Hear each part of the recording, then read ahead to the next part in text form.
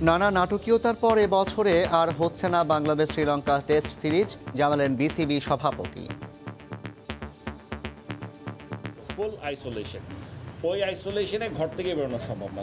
আজকে আমরা ওদেরকে জানিয়ে দিয়েছি যে এটা সম্ভব না, রিশিডিউল করার জন্য। দ্রুত ঘরোয়া ক্রিকেট লিগ আয়োজনের পরিকল্পনা বোর্ডের, স্বাগত জানালেন ক্রিকেটাররা। আমরা আশা করি ঘরোয়া ক্রিকেট তাড়াতাড়ি ফিরবে এবং বাংলাদেশের ক্রিকেট আবার নতুন করে শুরু হবে। দেখছিলেন প্রধান শিরোনাম, রাতের সময়ের সঙ্গে আছি আমি জাফর সাদিক। এবার অন্যান্য শীর্ষ সংবাদ। রিজেন্ট কাণ্ডের মামলায় অগ্রগতি নেই। অস্ত্র মামলায় ৮ কার্যদিবসে এই বিচার শেষে শাহেদের যাবজ্জীবন সাজা। অন্য প্রতারকদের জন্য দৃষ্টান্ত, বললেন আদালত। তুমি হাসলেই হাসে বাংলাদেশ স্লোগানে প্রধানমন্ত্রী শেখ হাসিনার ৭৪তম জন্মদিন উদযাপন। যত বাধাই আসুক অতিক্রমের শক্তি রাখে দেশ, বললেন মন্ত্রিসভার বৈঠকে। এবং সৌদি প্রবাসী সংকটের সমাধান নেই প্রবাসী কল্যাণ মন্ত্রীর কাছে। কূটনৈতিক তৎপরতায় ভরসা, ভিসার মেয়াদ বাড়ানোর নতুন শর্তে দুর্ভোগ।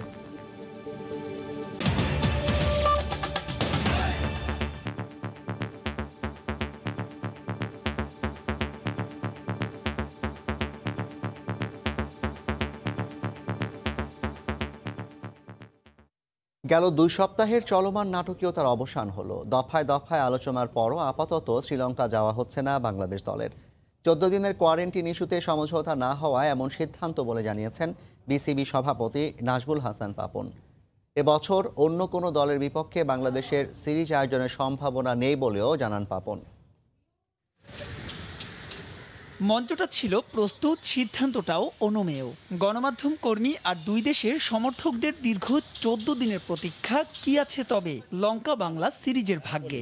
বেসিক্যালি আমি যেটা বলেছিলাম যে বিসিবি সভাপতির সাফ জবাব, রুদ্ধতার কোয়ারেন্টিন অসম্ভব। তাই তো অবাস্তব কোয়ারেন্টিন ইস্যুতে লঙ্কানরা যখন অনড়, তখন আপাতত শ্রীলঙ্কা সফরকে না বলে দিলেন নাজমুল হাসান পাপন।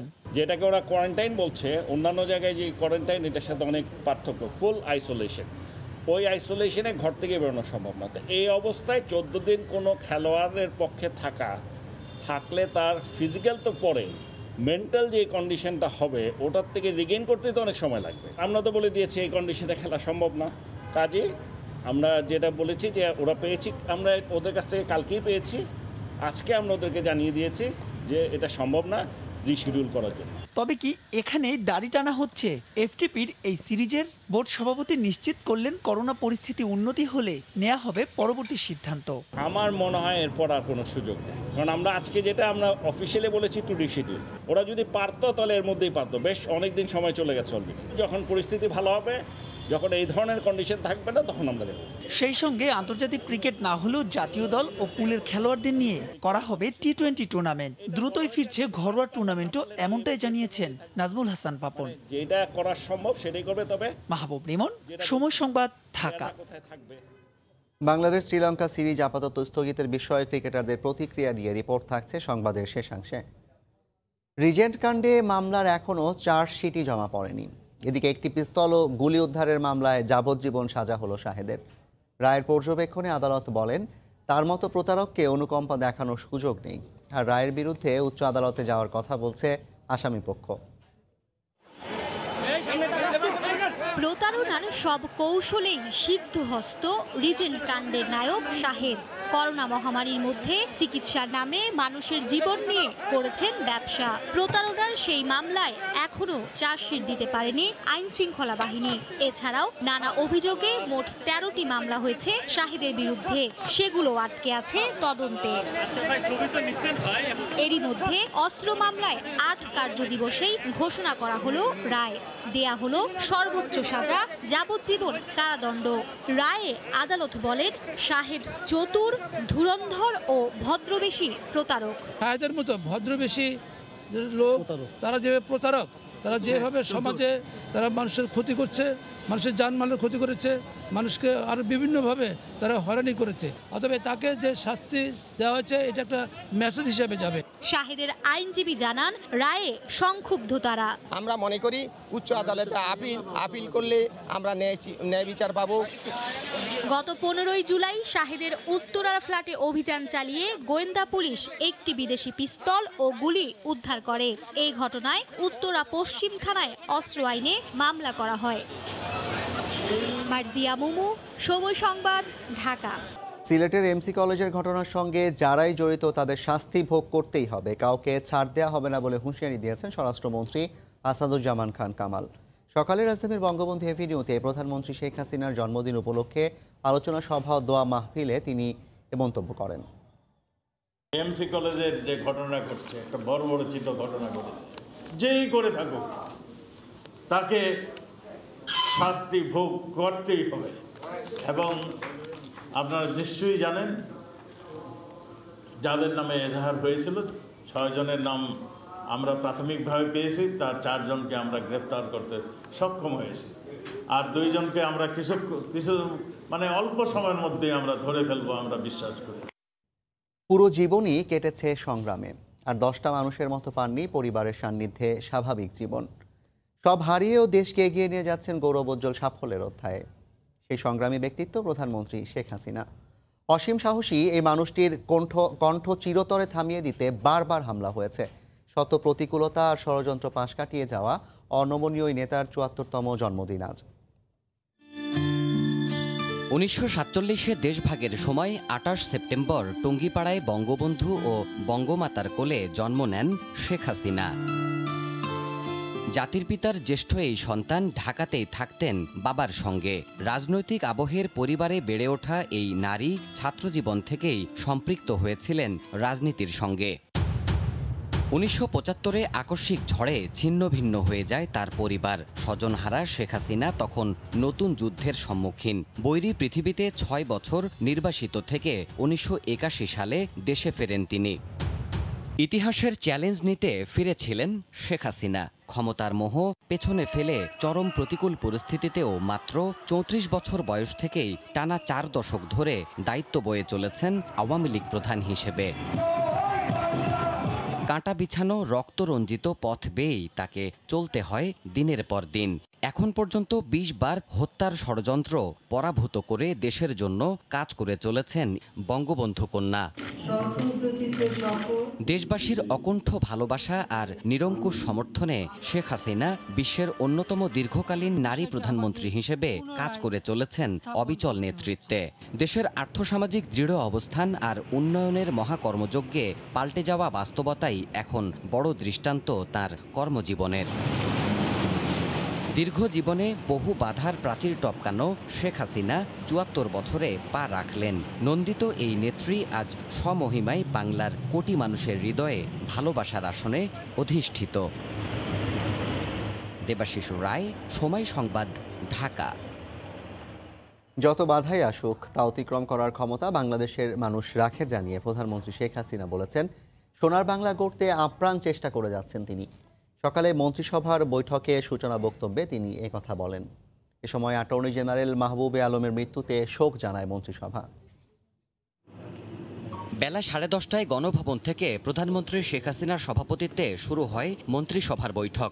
সচিবালয় থেকে এতে ভার্চুয়াল মাধ্যমে যোগ দিয়েছিলেন মন্ত্রিসভার সদস্যরা।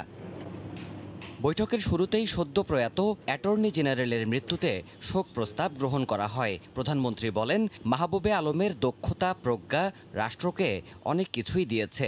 এই কয়েকটা বছর আমরা দেখেছি যে বাংলাদেশে অনেক চড়াই উতরাই আমরা পার হয়ে এই জায়গাটা এসেছি। এই সময় নানা ধরনের যে ঘাত প্রতিঘাত সবগুলি মোকাবেলা করেই তিনি তার উপর অর্পিত দায়িত্ব পালন করেছেন। কারণ রাষ্ট্রের প্রধান আইন বিষয়ক কর্মকর্তা হিসেবে অত্যন্ত সফলতার সাথে কাজ করে গেছেন। ৭৪তম জন্মদিনেও নিয়মিত কাজের অংশ হিসেবে মন্ত্রিসভার বৈঠকে বঙ্গবন্ধু কন্যা। তিনি জানালেন, স্বজন হারানোর ব্যথা নিয়েই দেশের জন্য কাজ করে চলেছেন। বাবা মা ভাই সব হারিয়ে নিত্য ঋষ্য হয়ে এই দেশে এসে কাজ করা এটা খুব কঠিন কাজ। যত বাধাবিঘ্ন আসুক সেটা অতিক্রম করবার মতো ক্ষমতা বাংলাদেশের মানুষ রাখে। এই জন্য বাংলাদেশের মানুষকে সেজন্য আমি তাদের প্রতি কৃতজ্ঞতা জানাই আর সকলের কাছে দোয়া চাই যতদিন বেঁচে আছি সম্মানের সাথে বাঁচতে পারি। আর আমার কাজ থেকে যেন বাংলাদেশের মানুষের উপকারী হয়, মানুষ যেন ভালো থাকে সেই কাজটুকু যেন করতে পারি। বৈঠক শেষে সচিবালয়ে মন্ত্রিপরিষদ সচিব ব্রিফিং করেন। তিনি জানান, আগে নীতিমালা দিয়ে চললেও এখন থেকে নতুন আইনে পরিচালিত হবে বেসরকারি মেডিকেল ও ডেন্টাল কলেজগুলো। ৭৫% শিক্ষক থাকার বাধ্যবাধকতা রেখে মন্ত্রিসভায় নীতিগত অনুমোদন দেয়া হয়েছে বলেও জানানো হয়। আইন অমান্য করে প্রতিষ্ঠান চালালে অনুমোদন বাতিল সহ অর্থদণ্ড ও সাজার বিধানও থাকছে নতুন আইনে। অনুমোদন বাতিলও হয়ে যাবে, সেটা 23-এ বলা আছে। দেবাশিস রায়, সময় সংবাদ, ঢাকা।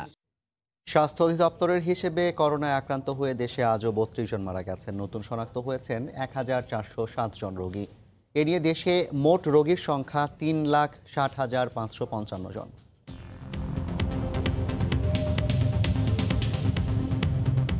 দেশে একদিনে নমুনা পরীক্ষা করা হয়েছে ১১,৯২২ জনের। এ পর্যন্ত মোট নমুনা পরীক্ষা করা হয়েছে ১৯,২১,৩৮২ জনের। ২৪ ঘন্টায় নতুন করে ১,৪০৭ জনের দেহে করোনা শনাক্ত হয়েছে।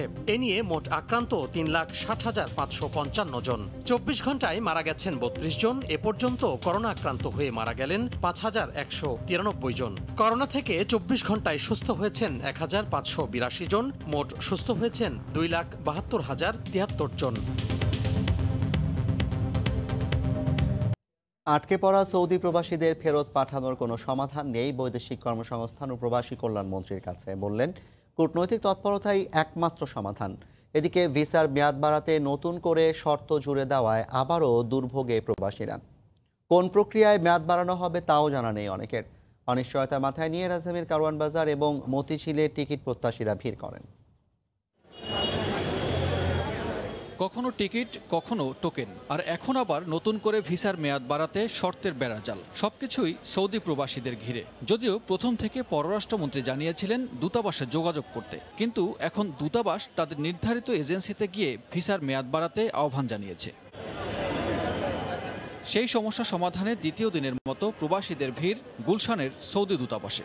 দাবি জানান আগের মতো অটোমেশন পদ্ধতিতে ভিসার মেয়াদ বাড়ানোর। সৌদি পররাষ্ট্র মন্ত্রণালয় থেকে এই আমাদের মালিক বা কফিল স্ট্যাম্প করে এই দেশে পাঠানোর জন্য এইটা কখনো সৌদির কোনো কফিল বা কোনো মালিক এই কাজ করবে না।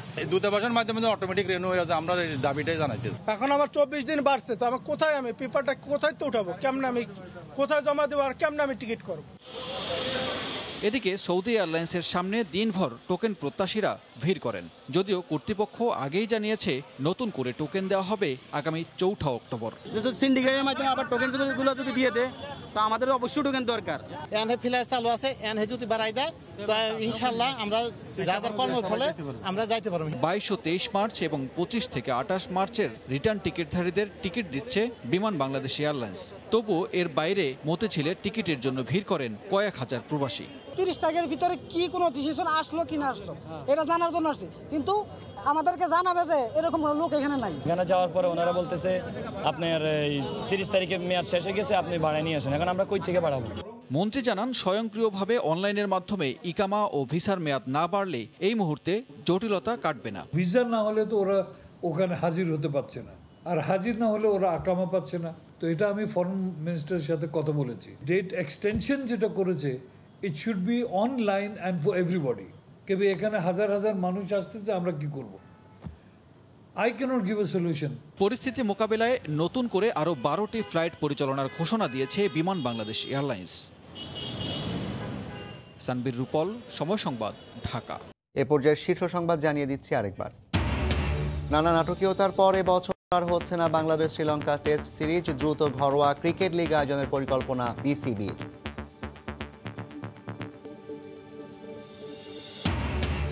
রিজেন্ট কাণ্ডের মামলার অগ্রগতি নেই। অস্ত্র মামলায় ৮ কার্যদিবসে বিচার শেষে শাহেদের যাবজ্জীবন সাজা।